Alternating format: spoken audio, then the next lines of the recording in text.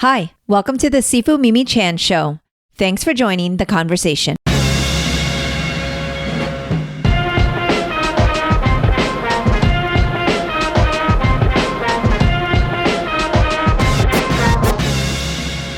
Hi everyone, hope you're having a great day. Today I speak with award-winning stage and screen actor Hoon Lee. Hoon is best known for his portrayal of Job on the critically acclaimed TV show Banshee. He also voiced Master Splinter on Nickelodeon's Teenage Mutant Ninja Turtles and plays Wang Chao on HBOMax's Warrior. We discuss everything from science to comics. I learned so much from this conversation. I really enjoyed hearing about Hoon's upbringing in Wayland, Massachusetts, and his background in graphic design and tech. He also shares his deep love and respect for the stunt community. I feel so fortunate to have these fascinating conversations with guests like Hoon. My favor, as usual, is to please continue to share this podcast with others. It would also mean so much if you would rate it and leave me feedback. If you would like to help keep this podcast going and become a patron of the show, you can visit my website or patreon.com/sifumimichan to make a donation. For comments or suggestions, email me at sifumimichan@gmail.com or reach out on social media at sifumimichan.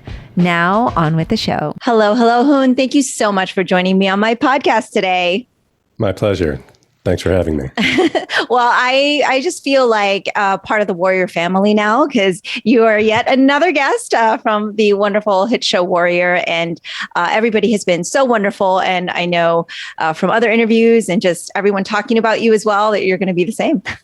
Oh, that's very kind. They're all on payroll and they're all liars. That's good. I love it. Liars. Well, one of my first comments actually when watching Warrior is I was watching and I was like, oh my goodness, he has the most amazing voice. And of course, I was talking about your character, Chao. So I've seen, of course, most shows that you've been in now, Banshee and Warrior and even Mulan. And you do kind of showcase your voice and your range. But of course, then I looked into it and you've done voiceover work and you have experience on Broadway and even singing. So okay. Yeah. I love Broadway. So you had me at Broadway and musicals. Yeah. Yeah, that's how I got started, actually. And I'm just glad the community's starting to open back up. I have a lot of friends in that community, and they've had a really tough go of it. And, not just professionally, but, emotionally, there's a reason why people do what they do. And I know it's been really tough for them, really challenging. So I'm glad things are starting to move in that direction. Yeah, definitely. I mean, I know for me as a martial artist and as a performer, it is just like my means of expression and getting out a way of who I am, but also just the work ethic part of it and your identity. So for you, I guess it's a bit of the same. You've been able to still do a lot of film projects despite the pandemic. What is that kind of like? What has this last year been like for you? Congratulations, by the way, on C coming out. And, I know that all of this has been kind of crazy, but you've still managed to kind of keep going, keep your head above the water. Well, a lot of that has to do with Jonathan Tropper, who was my showrunner for both Banshee and Warrior, and brought me on to C when he took over as the showrunner for C. And, I think everybody's sort of in the same boat where we're all we're navigating something completely new, both personally and professionally. And, I know that, you were speaking to this, the concept of sort of the means for personal expression, but there's also this need for sort of community expression, right? And social expression, and being denied those things on a regular basis is also throwing up challenges we don't think about a lot, I think. So I've been very lucky to be able to work, of course, and I haven't taken that for granted at all. But it does sort of cast a light on, all of the ways that people are wrestling with this time and facing challenges. And that just sort of weighs on you when it's your friends and your colleagues. It does sort of stick with you as well. But I can't complain about that side of it. It's been personally a challenging year, and I think everybody is suffering in some way because of what's going on, whether it's a direct sort of loss or whether it's something more removed from that, but quite oppressive in its own way. So I don't know. I mean, work is work, but life is life, and yes. So Yeah. And of course, I've been listening to a couple of your other podcasts, and something that you said really resonated on one of them when we were talking about the pandemic. And they kind of asked you, like, do you think it's always going to be this way, or audition's always going to be this way? Is the pandemic going to change everything and it's forever going to be changed? And you said something really, just really amazing, which was pretty much that, you can't make those assumptions. You can't make those presumptions because your life completely changed within a week's notice without even knowing it when you got the role in Banshee, which, by the way, of course, you're fabulous in, and totally want to get some notes on some of the outfits that you wore. And if I could get the special flowing effects also that happens when you move. Well, as I say, it takes a village. I was very heavily assisted in all fronts in that role. I'm sorry, I cut you off. No. I love it. I was just curious as to, like, you had mentioned on that podcast that it as bad as things are, we can't assume that it's just going to continue to get worse because, life keeps throwing us different, loops, and sometimes for the better. And I think one of the things that we can kind of, misery loves company kind of thing. Like, we're all in this together. Well, most of us anyway, we're all in this together. But I loved your outlook on it, that basically, we don't want to look at this as going to be negative forever and Broadway's forever going to be closed, or, there's not going to be any more of XYZ. I thought that your outlook was really, really positive and based on your experiences. Yeah, I think people, in a weird way, it's like we find ourselves looking for reasons to, or how would you even frame this? Perhaps we think it's safer to look at things with a cynical eye. Perhaps we think it somehow reduces the potential for disappointment, or prepares us. Yeah, exactly. But more and more, I just don't see the point of that. I don't think it's particularly valid. I think the course of human history on its whole is incredibly positive and optimistic. And if things were going to take us down, we had ample opportunity before now to be completely wiped off the planet. And we still have those dangers. We're going to wrestle with those existential crises all the time. So much like if you were thinking of a personal endeavor, like, for example, if you were in training, right, doing what you do, and if you approached every training session assuming that the failures were going to compound and there'd be no forward progress, there'd really be no point, right? Of course. Yeah. So you can't approach an individual endeavor that way. So collectively, it doesn't seem to make sense for us to do that either. There's a difference, though, between a sort of useful skepticism and a useful sobriety about the challenges being faced, and despair or overt cynicism, or even worse, I think, is a sort of active pessimism that seeks out an enemy, that seeks out a target. And I see a lot of that. I don't think it helps us. It certainly drains energy, and that can't be useful right now. But you see a ton of that, and I try not to indulge in that too much. I try not to fall prey to it too much, but, it happens, of course, but right. Yeah. Well, we're all only human, right? And but to your point, we persevere and we keep carrying on. So, and I have to say, I've been scrolling your social media, and I consider myself to be. So you're the one. Yes, it's me. Oh, please.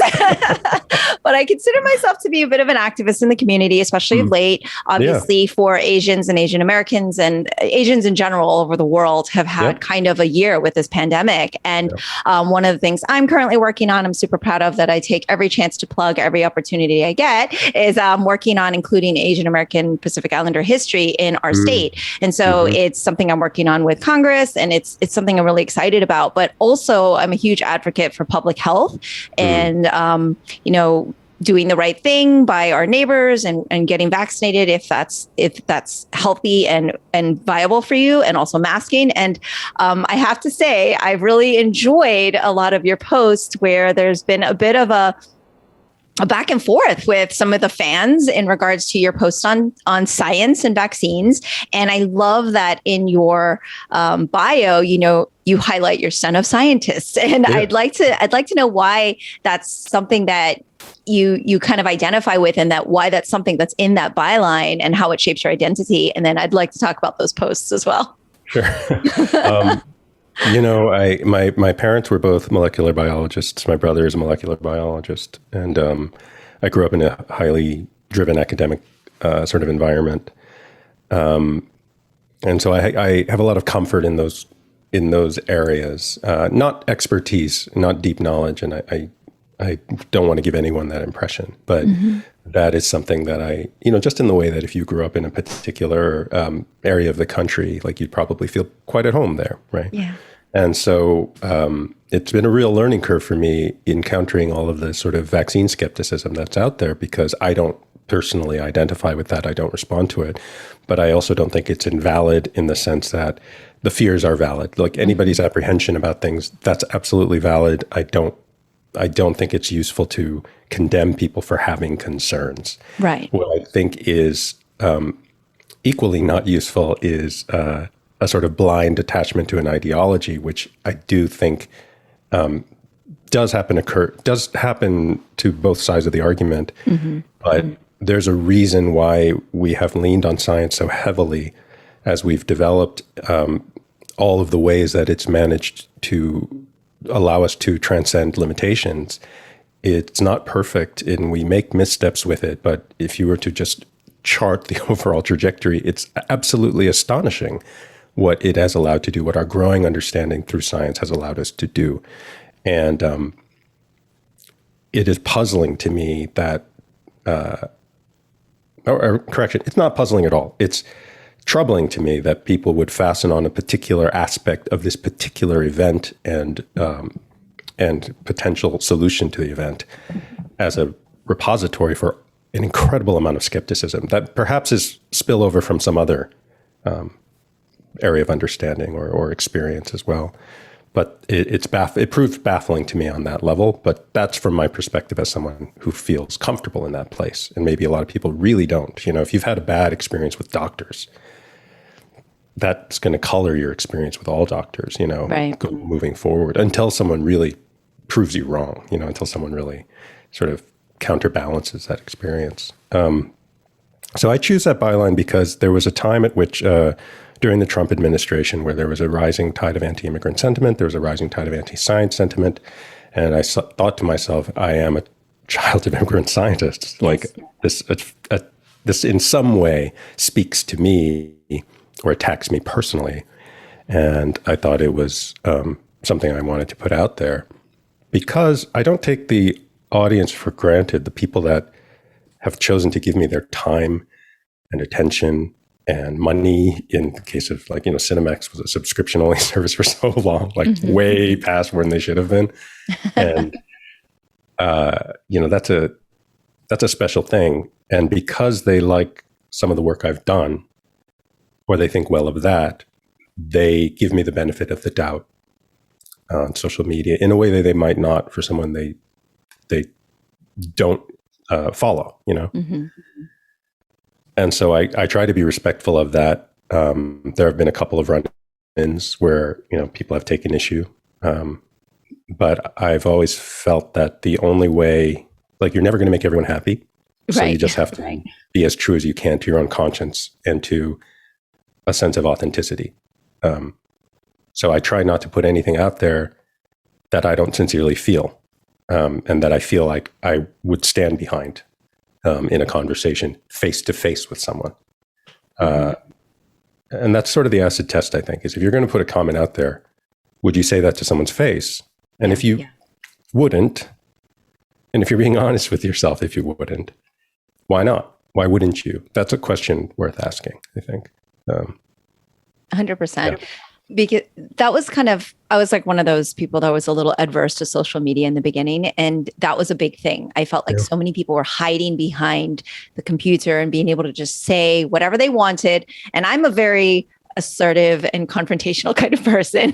Maybe it's the kung fu side of me, but I like to have a conversation. Like if someone has an issue, I want to talk it out. I want to see you. I want to have, an adult conversation. And I just felt like I didn't get that, right? And as a Asian American, as a woman online, you get, and I'm sure you've had the same, but you get all sorts of comments, right? And it can wear on you. But yeah, I felt the same way. Like if you wouldn't have that conversation personally, it makes complete sense. But it's been really fascinating to watch because you'll put something very basic up about science or about, hey, did you realize breakthrough cases are not driving the US COVID-19 surge? And mind you now, I am in Florida. So not very proudly the epicenter of Delta. So yes, apologies again. I say this every podcast as well. Apologies on behalf of Florida to everyone. But but essentially you had, some of the people lash out a little bit at you, basically try to kind of start a bit of an argument and like, oh, I love you as an actor, and then give you all of their, kind of quote unquote facts. And it was kind of fun because normally I see these in the comments, but you went ahead and screenshotted them and put them in your post. And it was really fascinating because, the last one, of course, ended with, I took screenshots also, and I'm sending this to HBO. And I was like, okay. But I thought that this was kind of incredible that you kind of went ahead and just like posted it out there and was so open because I think that dialogue is actually, people can actually learn from. Whether, as amusing and entertaining as it is, you can actually learn from them. So I actually really appreciated the post, by the way. Well, I'm quite sincere that I will do that with things I think will lead to greater conversation. And that particular person, perhaps inadvertently had opened up a very interesting topic to me. Like, my background is in tech. Before I became an actor, I was doing tech startups. And so the ideas and questions of privacy, social media, et cetera, these questions have been around in my head for many years before Facebook came by. And, I was working with, ideas of startups that never made it, that were all community-based. And we were, me and the companies I was with at the time, we were thinking very deeply about how do you do this? How do you build a community that's safe? That was one of our fundamental questions. So the idea of ownership of conversation is a really important one to me, and one that I feel qualified to articulate. And so as I mentioned, I knew it was going to come off as sort of like a jab at that person, but the reality is I feel like I have to be as authentic as I can and consistent. And so I did find what that person had brought up to be quite compelling to talk about, which was kind of ironic. But at the end of the day, that's all I can do. Whether someone chooses to believe me or not, whether someone thinks I'm full of shit or not, whatever it is, I don't really have control over that. Yeah. But I have to be able to sleep at night. That's really the only qualification. I have to be able to look at my wife and son in the eyes and say I did what I thought was correct. Right.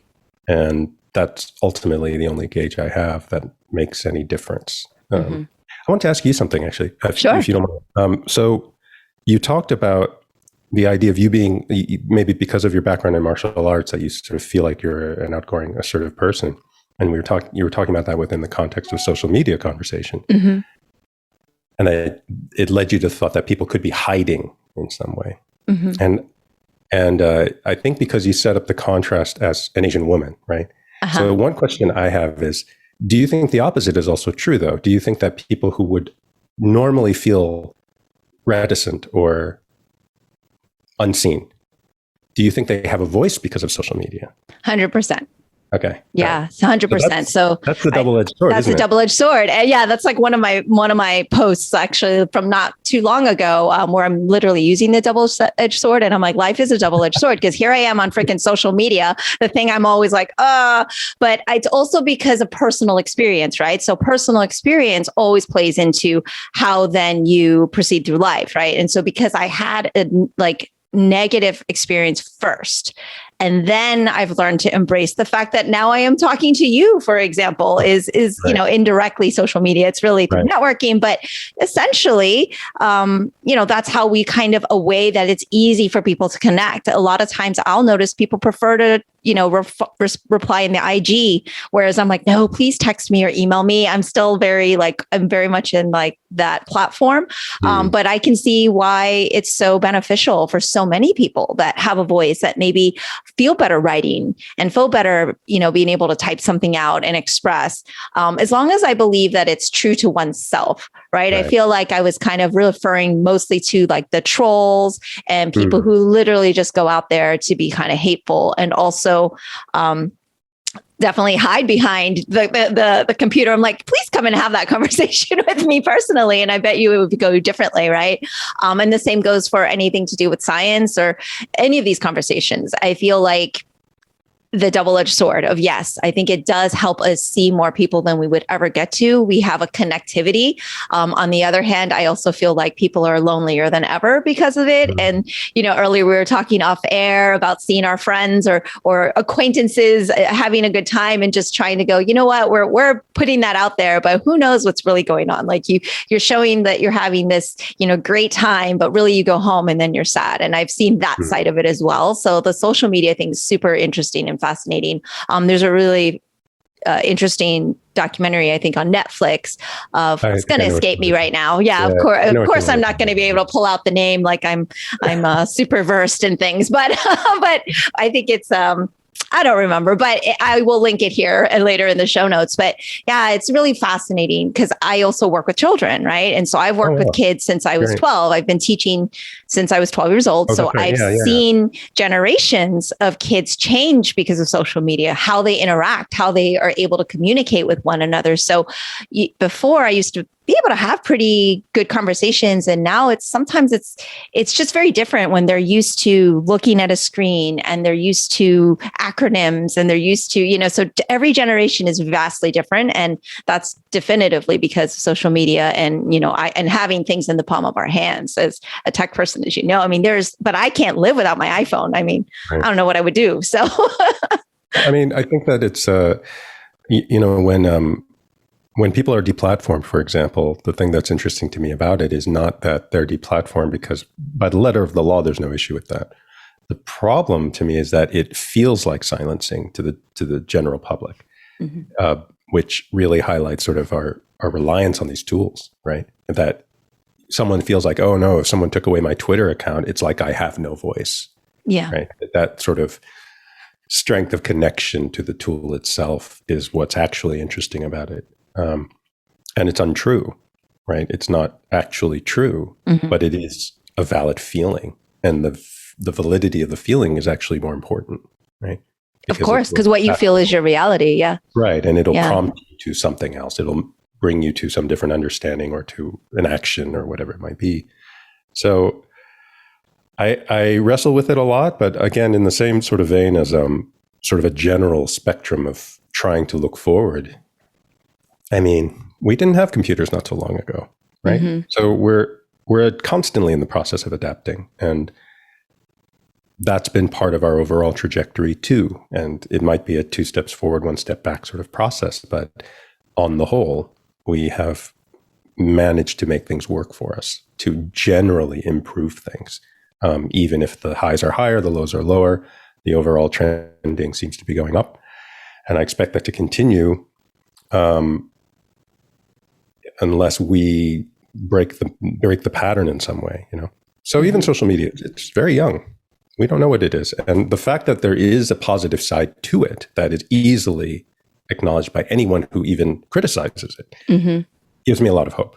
Because it's like, 100%. It's very easy to see what could be great about it. Yes. And it's easy to see what the problems are, right? But we've never just tried to, well, we have historically a couple times, but we very rarely tried to just wholeheartedly reject something we thought might be good just because it has a problem, right? Or it has several problems, or because those problems are large. So I feel like that same pattern will start to play out with social media too, as we try to figure out, and some of that's on us, some of that's on like learning a new protocol, learning language, learning new social conventions that allow us to discern a troll from a genuine person or a Russian bot from someone else. Right. And also, and like anything else, you have a son, you've mentioned, right? And so it's up to you as his parent to guide that and inform, right? And teach, right? So it's also a matter of like the information we get. And of course, speaking of education, was born in Boston, actually, but I Right. grew up mostly in Florida. But I go to Boston every year because Mhm. my father's organization, his Kung Fu school, started there. And so the heart Oh, of our martial arts system is in Boston. And so we have that's great. several branches there. Yeah.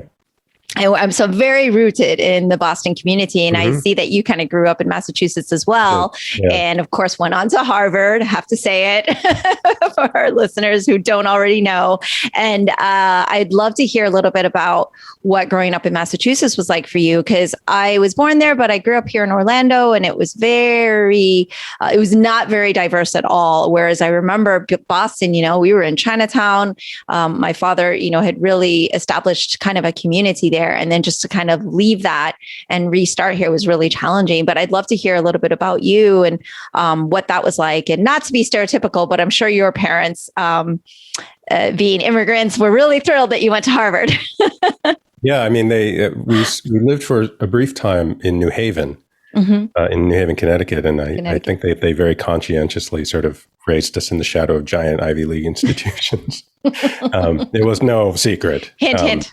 They were like, you should go to Yale, and then we moved. You should go to Harvard. But I think the reality is we lived in a suburb of Boston, about 30 minutes out, Wayland, Massachusetts, and it wasn't terribly diverse. Yeah. So I don't feel like I don't think I even had a great metric for what diversity meant or looked like. And I honestly didn't give it too much thought, to be honest. It wasn't until I did get to college and was suddenly sort of inundated with all these different types of people and diversity in every possible dimension, right? Financial and status, class, race, savvy, like sort of just general awareness of the world. Yeah. If you've spent most of your life buried in textbooks, you may not have the best awareness of other aspects of life. And so I felt like that was really where I started to become more conscious of not just what was out there, but what people cared about. Like I didn't particularly care about diversity, but I suddenly met people who really cared about diversity. And so you start asking questions of them and of yourself as to why this is important, or what its implications are, or what its history might be, or the lack of diversity, what its history might be. But similarly, I was fortunate in the sense that I felt like I was sort of on a path that people, if anything, would envy, right? That they would see a path through the Ivy League as an enviable position. And so I didn't feel like I was missing out on things, right? And it wasn't probably till well into adulthood that I really started to become more cognizant and aware of sort of all the different sorts of colors that play into this idea of diversity, or play into the ideas of racist behaviors, or play into the idea of institutionalized racism, et cetera. And so I feel like that area of concern is actually pretty new to me.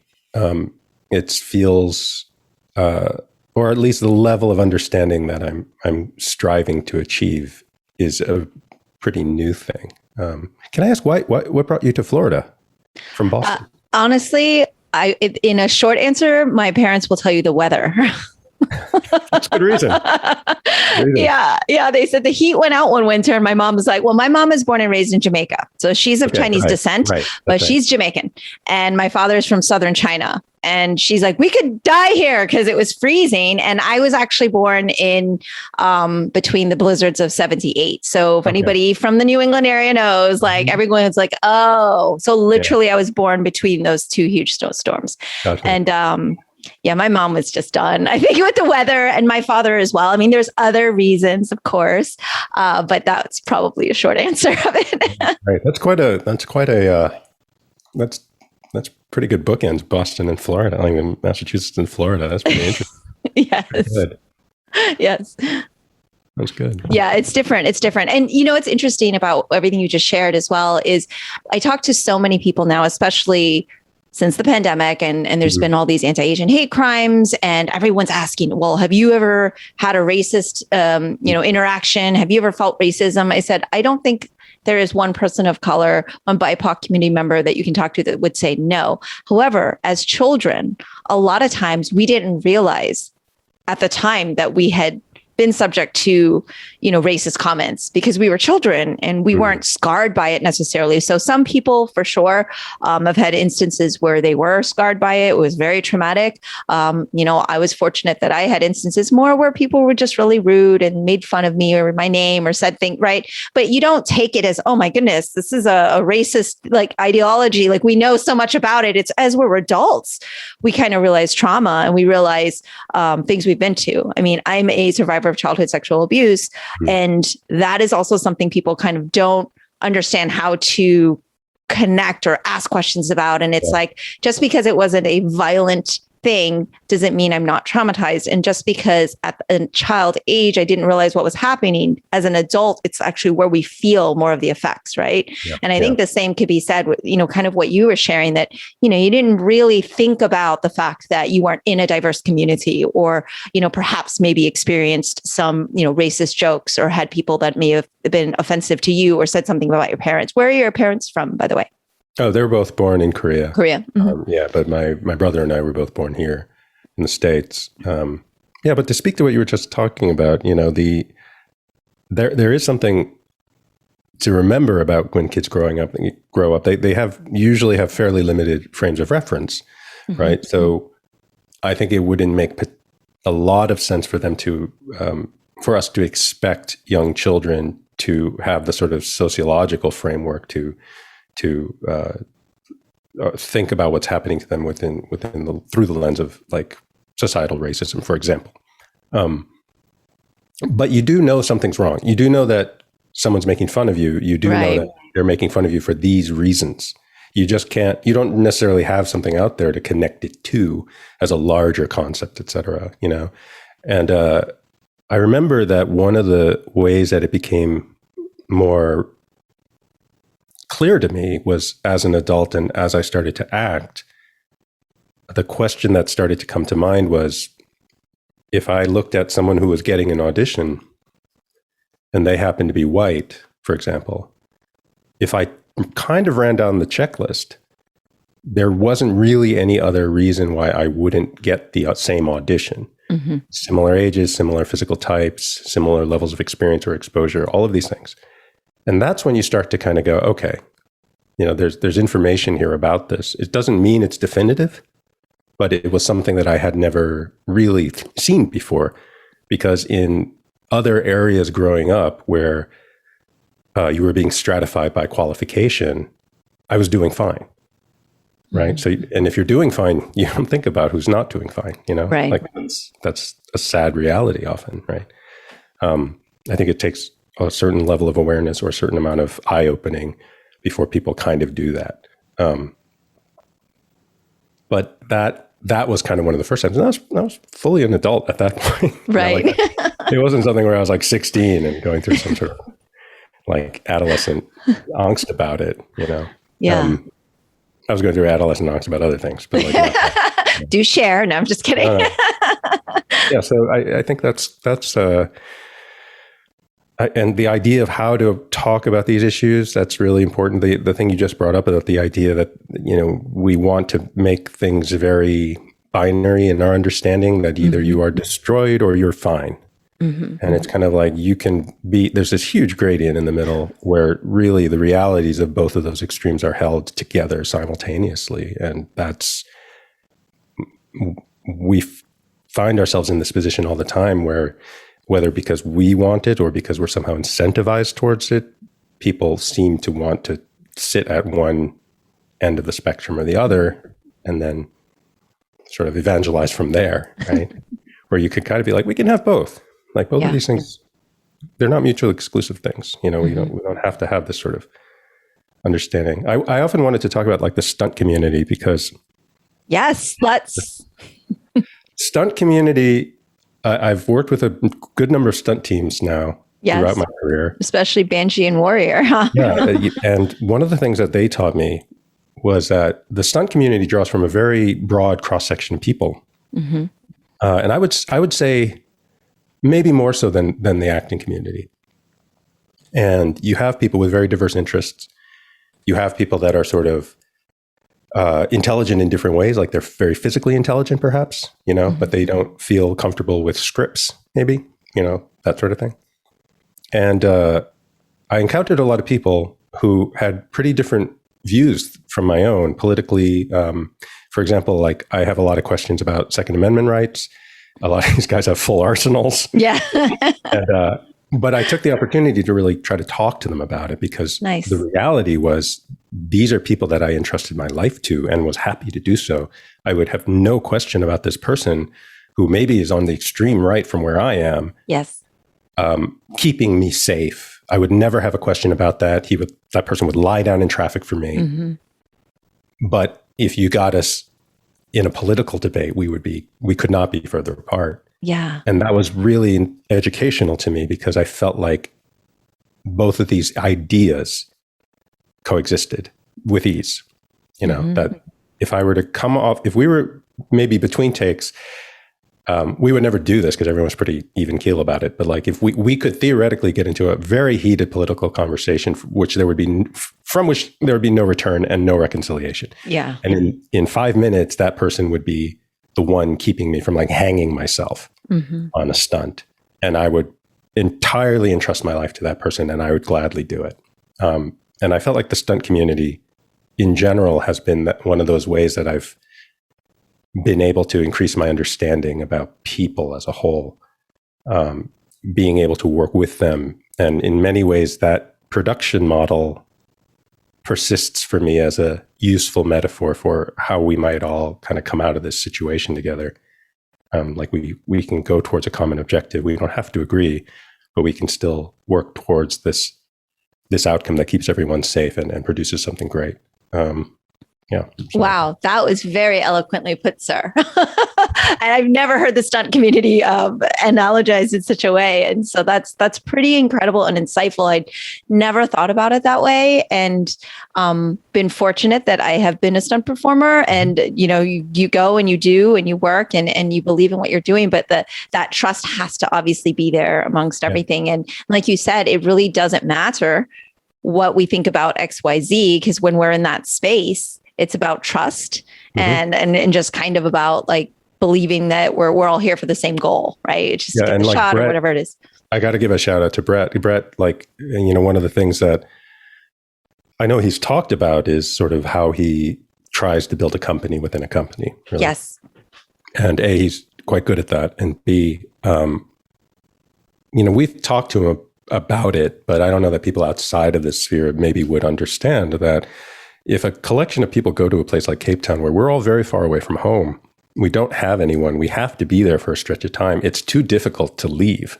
It's like, even if you're a straight shot, like let's say you're from the UK, that's still a 12-hour flight. It's not cheap. Yeah, it's not close. It's not close. And so we as a cast, I feel, or certainly I won't speak for everybody, but I feel this is fairly widespread as an understanding. We had to cling together. And within the production, we ended up finding a couple of homes, like places where we could all congregate and feel safe and feel communal. And one of them was Hair and Makeup, headed up by Amanda Ross McDonald, who's just an angel, and her whole team's phenomenal. But one of the others was the stunt room. So the stunt room, the stunt tent, or stunt hangar in our case, it was just a place where everyone was welcome, where everyone could congregate, where you could spend time, you could learn. And, aside from the sort of social comfort of it, the actual functional utility of it is that when it comes to shots like the Chinatown riot, where you have every single person involved, really, the amount of goodwill and mutual understanding and trust that has been built allows everybody to push harder because they feel safe. So you can go for it because the person on the other side of that action has you and you have them, right? And that would not have happened, I think, with the same level of accomplishment and intensity had Brett not fostered that environment. and not encourage that environment. And it would have been very easy for him not to, especially for the actors. It would have been very easy for him to say, with the workload I had, which was immense, I need to focus. I need my guys to be focused. I don't want them dispersing their energies, and he didn't. He went, if anything, he went the other way. Yes. Constantly trying to help us progress, trusting that would help the overall product. So 100%. When I talked to Brett Chan and I was like, you have daily workouts where everyone's invited. You have what? He was just describing the environment. And I have like an inkling of experience on sets, but I had never experienced anything like that, and it was very, very specific and special to something that hits international and Brett Chan that team fosters. And I'm really glad you shared that. I will say, though, that I did personally experience that on Banshee as well. On Banshee as well. Yeah, Marcus Young and his team, which included... I actually have worked with Marcus Young. Oh, Marcus is great. Marcus and wow. David Cumber, Justin Eaton. Oh, he's awesome. Boyer, yes. All of these guys. They... Mike Wilson, and, it was just... It's his team that I found myself... Like, I ended up trying to really get much more physically fit during Banshee because these corsets were so tight. And then I was in the stunt room a lot, training and working out, and they always took time. They educated me hugely. Yeah. And they gave me a place to be and a place to sort of keep plugged into the production. But that's a much smaller show, right? Mm-hmm. And so you take that and then you extrapolate it out to the sort of scale of things we were doing in Warrior. And Brett kind of had a similar sort of idea, but at a bigger scale for the production and extended to a much bigger cast that wanted to participate. Right. And so it felt like a homecoming to me in that way. Of course. Because it felt like something I had, I always look for this now in a production. And I universally find that the stunt community is so friendly, accommodating, and if you're willing to work, they're willing to work with you. They're willing to work with you and teach you and help you and see. It was a similar situation. I spent a lot of time with Keanu Lam and Larry Lam, and Keanu in particular was responsible for a lot of the education of me as a swordsman who had to be good enough to teach other people in the show, right? Yeah. And so I've never really felt disappointed by that community. The community has always really helped me get better at my own job. I'm very, very grateful for that. Amazing. Yeah. And just to be clear, so I don't piss off any of my stunt friends, I had never had like the morning workout and like how he included the cast and that I've definitively been on some amazing sets, but not like that where he's like, like even the grip, everybody was joining in on the workouts and stuff. Like I'm just envisioning, I'm like, how big is this hangar? Like this area? It's a pretty big space. Yeah. And he was just like, everybody joins in. I'm going, what? So, but it's fantastic that you have such a love and respect because not all actors do, give credit and love to the stunt community. And so that is very, very warming. And even though I've been removed from it for a bit, it's still always really warming when we hear that fondness and just the respect for it, because the work is unbelievably difficult, as is acting. But, like you said, they're putting their life on the line for you. And so there's this trust, but we've really been talking some serious stuff and I love it. I was expecting a pretty cerebral conversation from you, but I do want to talk about, kind of the fun aspects of the work that you're doing as well. Cause of course you go Let's talk about stupid stuff. Yeah. Well, you go from a character on Banshee to a character like on Warrior and even to Sea, and they're just like worlds in between different, and just kind of having that pivoting and that shifting must be kind of a lot of fun. But I know that all actors have a different way of prepping, either before the show starts or right before. As a martial artist, I really like to hear about like your, pre-stage or even pre-film regimens. Like, is there a thing that you do to kind of get yourself prepared for the role, or even just like right before action type of thing? Is there anything you do before you go onto the set? Well, in the trailer. The first thing is I think, okay, so the one thing I want to preface all this with is that like there's a limit to how A, interesting, and B, useful I think this sort of thing is, because There's so many variables at play, even with the same person. So job to job, you might experience a completely different universe of colleagues and creative team, et cetera. And so there's very few things that I feel like I do all the time. There's some things I want to do all the time if I'm allowed to. So physical training is something I want to do all the time, partially because of the nature of the shows I've been on.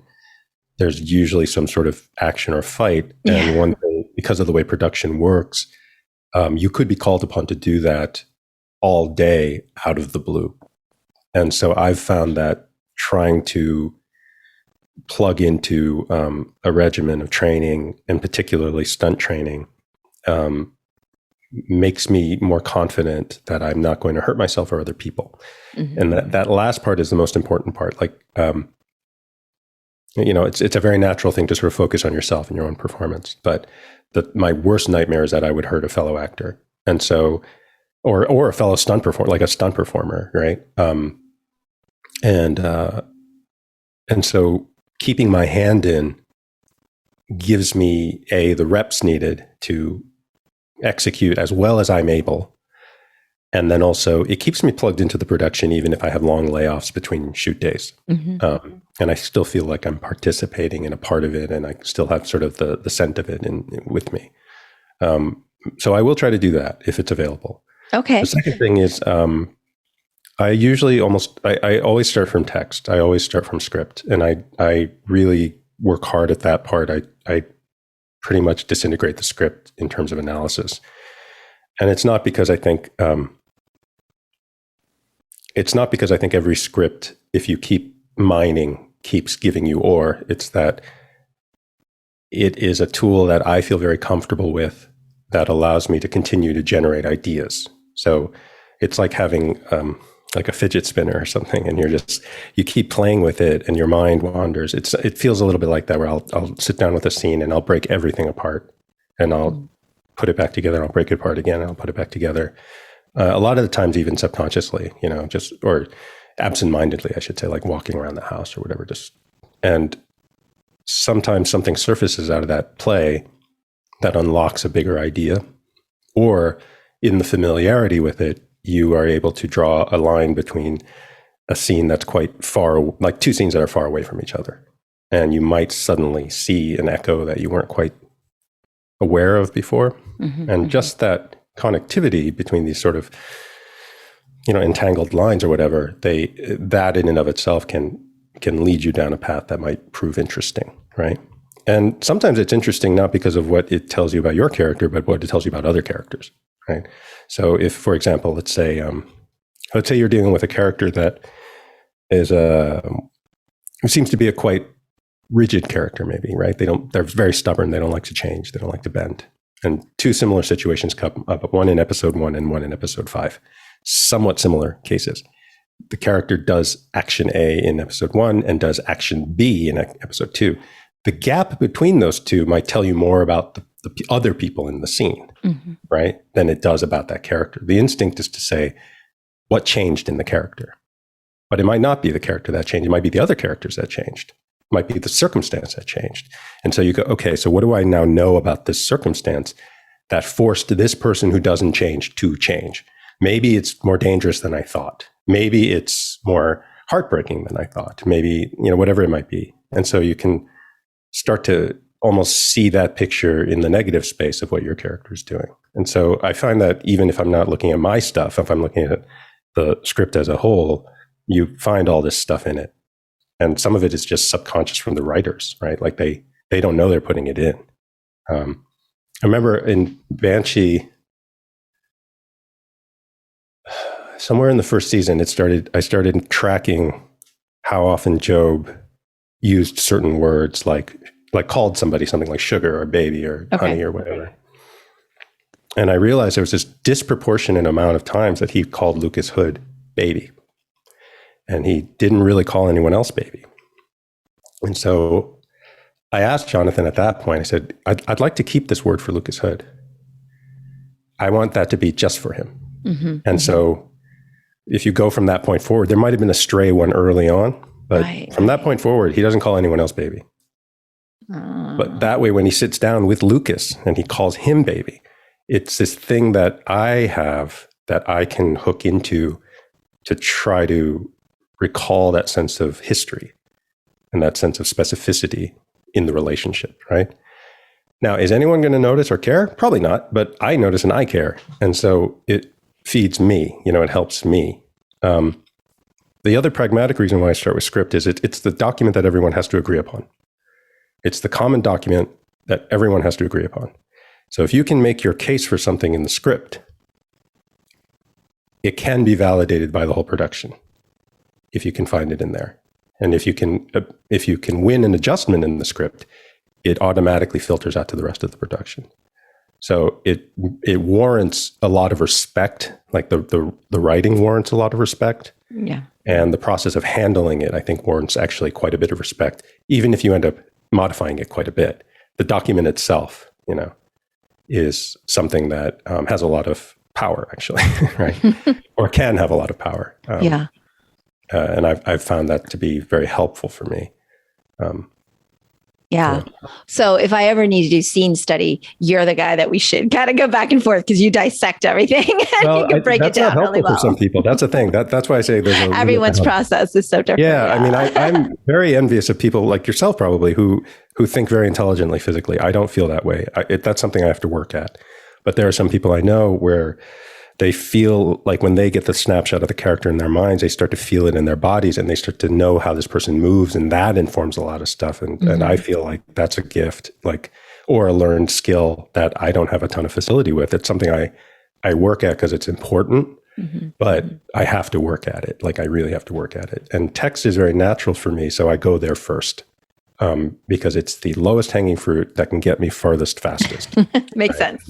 Right. And you don't have time, right? They're like, hey, we're going to shoot tomorrow. Well, that's always a good thing, actually, that we have those deadlines, because if you don't have those deadlines, then sometimes you can get caught up in your craft. And, it's like any art, it's never going to be finished. I did a documentary actually on my father's life, and I used a film festival as a deadline because I was like, if I don't put a deadline, this thing will never be done. If I look at it today, I'd be like, oh my goodness, I changed so many things about it. Right. But that's the point. You have to kind of just draw the line. So deadlines are a good thing. I want to talk a little bit about Teenage Mutant Ninja Turtles. Sure. Because I'm a huge comic book geek, actually. And I've actually had a lot of comic creators on the show. I haven't had Kevin Eastman yet, but, maybe one day. But I have had Stan Sakai, who worked on Ninja Turtles and stuff. And I'd love to hear a little bit about the work on that. But also if you read comics or, you kind of have a love for that, it's kind of fun, I think, for us to... I talked to a lot of course, the actors from Warrior, and they're, oh my gosh, I'm in a Bruce Lee epic, then, and that connectivity is just kind of a childhood thing. But, you're in Teenage Mutant Ninja Turtles, and that's pretty cool. Yeah. I remember reading the original black and whites. Yeah. And, that was an amazing job. Not the least of which because I met incredible people. Andrea Romano, who was our director, she's incredible. I think she has 1 million Emmys, roughly, rounding down. Right. Rob Paulson, who was the voice of Raphael in the '80s cartoon, he came back as Donatello in the 2012 production, and that I was a part of. And Rob is a legend in voiceover, and he was such a welcoming person, we've become good friends, and he was a person that, I'd never done voiceover like that before. And he really took time to welcome me in, to give me encouragement. And I really tried to observe him in the booth, because the first couple months we did the records together, all of us, to try to help build chemistry. Right. And understand each other's rhythms, et cetera. And I would watch Rob work and listen to him in the headphones. And it was like they didn't have to do anything. It was like a finished product was coming out of his mouth. I couldn't believe it. I was I was blown away. So to have someone like that, who was obviously so skilled and so knowledgeable, lend me support was a real lesson for me. And it's something I've always tried to keep in my mind as something that I need to work towards. And Andrea was the same. Andrea was And so it wasn't an accident to me that both of these guys were sort of like at the top of their game, and they were the most kind and the most gracious. And I feel like that's the way it should be, that if you're in a place where you really don't have anything to prove, it's like, why wouldn't you be? Like, why wouldn't you try to offer that to people who are coming up? And it was an incredible thing too, because, oh my gosh, the Ciro Neely, who was a creator, art director, designed all this stuff. I mean, his mind is unbelievable. His skill set is unbelievable. And I was just so excited. I realized right away from the drawings and the sketches that this is a cartoon I would watch. And I did watch, like even as somebody who was making it, and a full-grown adult and everything, not exactly the target audience. I thought it was fantastic. Like, so it was this lovely experience of great work environment, learned a ton doing voice stuff, and then also being a fan of the thing you were creating, feeling it was very good, feeling that you were proud of it. That doesn't always happen. Most of the time I feel too close to the material to actually judge that. To enjoy it. Yeah, in some ways. And there's actually, because I'm a voice, I'm not acting in it, I'm a smaller part of it in a way, right? Actually, much smaller part of it. It allows a little distance. Okay. And so I feel like I could just enjoy it too. Right, right. Where I can't really say that about almost anything else I've done. You just don't feel like you have a valid point of evaluation a lot of the time. Or I don't, at least. Yeah. And how old's your son? He's 12. Okay. So, because some of the other work you've done may not be appropriate, but Teenage Mutant Ninja Turtles for sure. Yeah, but he's not interested in that. He's just like, whatever. Like, cool. I always hear this. I hear like, oh, do your kids love your work? And I've talked to so many different creators. They're like, no, they don't read my stuff or they don't watch my stuff. I'm fine with, like, he's finding his own stuff. That's the way it should be. And in fact, I think that's important. Like, there's stuff we enjoy together, and I'm very thankful for that. But like stuff that he should have for himself, Of course, that should feel like his, So I don't mind. Oh, I had to ask you because I was super excited to hear that you actually read the comics and everything. Oh yeah, being a comic book fan. I do like comics a lot. I collected for a long time. I don't really put that out as much now because there are people who are really serious about it. No, but you love it, and that's all that matters. I'm the same way. I always get nervous when I talk to aficionados because I'm like, look, I'm not like my husband's a little bit more here, and I'm like, I can just talk about the fun parts. So, what did you enjoy or do enjoy reading? Oh man, I had gone on a big Rick Remender kick for a while. Like I started reading like all the stuff that he did, and that. I remember when Olivia got cast in Deadly Class, I was so excited. Yes. Yes. I enjoyed Deadly Class as well. And I really, let me see, gosh, what's been happening recently?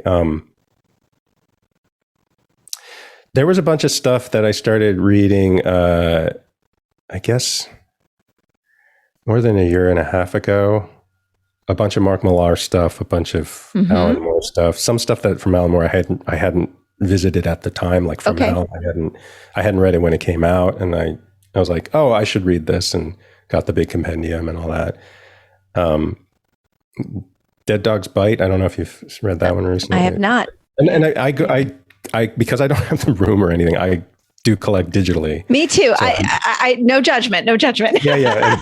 So there's often a bit of a lag, like where I'm looking at titles well after they've come out. Oh, well, I'm a little bit of a Netflix comic person. I'm like, I want finished product. I cannot wait for the next thing to come out a month later. My husband's like, well, I would reread the issue like 100 times. I'm like, I'm like, every time a new issue comes out, then I have to start at the beginning and reread through because I can't remember what's happened. So I like to finish product, finish series, but I get caught up in a few that are ongoing. But yes, I love comics as well. Department of Truth, which is very good. That's an ongoing series now.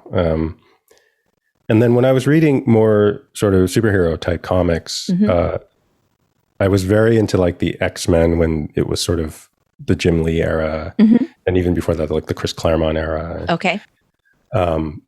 and then I kind of lost the thread of that as the whole because sort of it's changed a lot. Yes, Yeah. it's rebooted a few times. Yeah.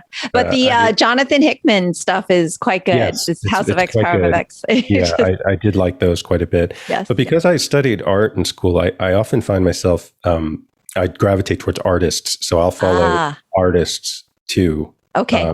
In many ways more than writers. So like Sean Gordon Murphy, I love his stuff.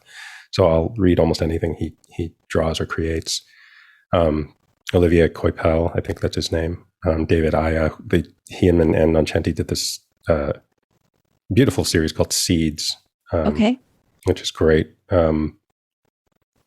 There's these artists that when they show up, Francis Lionel Yu, I think I don't know what he's been up to recently, but I think you some just people follow and I'll look for them. I'll look for their stuff. And also because they're often, quite popular artists or well-respected artists, they end up working with quite excellent writing talent as well. Yes, so it goes hand in hand. They collaborate together and then it's like all magic. So there's so much good content out there. But I love it. Yeah. I love that, it's part of me loves it and part of me cringes like that. There's been so many, TV and film of, coming from comic books, because I think it's great because it's such a great story, but then sometimes it doesn't translate and then, it crushes our souls. But one thing I've started to see more is I feel like I've started to see more properties that are explicitly being designed to be multimedia, right? Like or pan media. And I do feel like I can sense a difference between, even if a creator does that, like has that in mind, there are still creators that are looking at the comic as the primary vehicle, or at least willing to sort of give it primacy for this time when they're creating it. And if it has another life, great, but there are other comics that I've delved in, I won't name names, where I kind of feel like this was designed to be a movie. This was designed to be a television show. Okay. It's not really designed to be a comic. Right.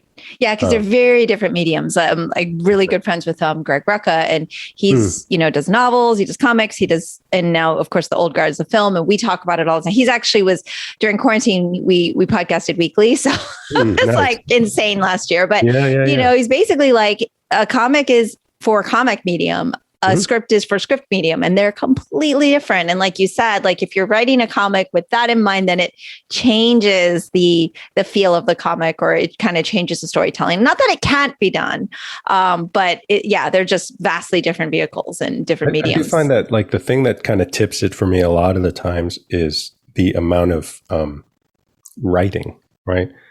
Because if you take a comic that I think is designed for comics, and you were to try to treat it like a storyboard, it would be incredibly wordy. A lot of comics that you kind of just blow through on the page. Yeah, because it's just sequential art, and you go from there to there to there, and it's like it wouldn't take you that long to read a page in a novel, right? But if you were to hear that page on screen, it would take a long time. Right, it took a long time. So they can split the difference in the comic medium in such a way that in certain sequences you might have quite a lot of dialogue, but it doesn't take that real time that it would on screen. And so I feel like that's one of those areas where I think it's the thing that comes to mind most clearly, like sort of how people will manipulate framing and stuff like that in a comic, and how that feels very specific, or, as that whole Scott McCloud school of like this, like what lives in the gutter between frames. But I feel like one of the key telltale things is you can get away with a lot more text in a comic design for comics than you ever could in a script, or in a TV show or in a movie, unless you're in a very specific kind of film. So I do feel like the people that really understand that, they let that happen. They exploit that, or they take advantage of it. Who's the other creator I was reading for a while? Oh my gosh. He wrote Brian Vaughan. Brian K. Vaughan. Brian K. Vaughan. Oh, yes. But of course. Are you reading? Did you read Saga? Are you like the rest of us waiting? I get it. Just waiting. I mean, that is such an impressive. Oh, so impressive. And Why the Last Man is now on FX, right? I think starting on FX. Super excited about that. Yeah. I mean, his stuff is incredible. Ex Machina. Yes.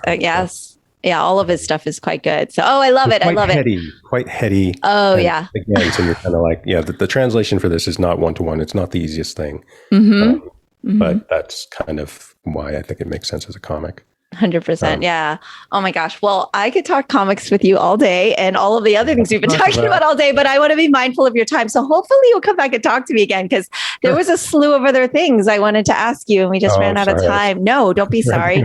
No, this is the show. This is why people come back and talk again, because this is what happens. We typically go on and on, but I never run out of things to talk about with wonderful guests like yourself. So Hoon, thank you so much for joining me today. This is just so much fun. And yet another lovely Warrior fan. We didn't even really get to talk too much about the episodes and all of that. So we'll have to talk about it. We're not even shooting it for like a year or so. Yeah. So we got time to talk about it again and bring it back up. So thank you so much for joining me. Thank you. That's all for today's episode. Thanks for listening to The Sifu Mimi Chan Show. Please subscribe and rate my podcast on your platform of choice and leave a review. You can become a patron of the show at patreon.com/SifuMimiChan to help keep this podcast going. Follow me and interact on social media at Sifu Mimi Chan on Instagram, Twitter, or Facebook.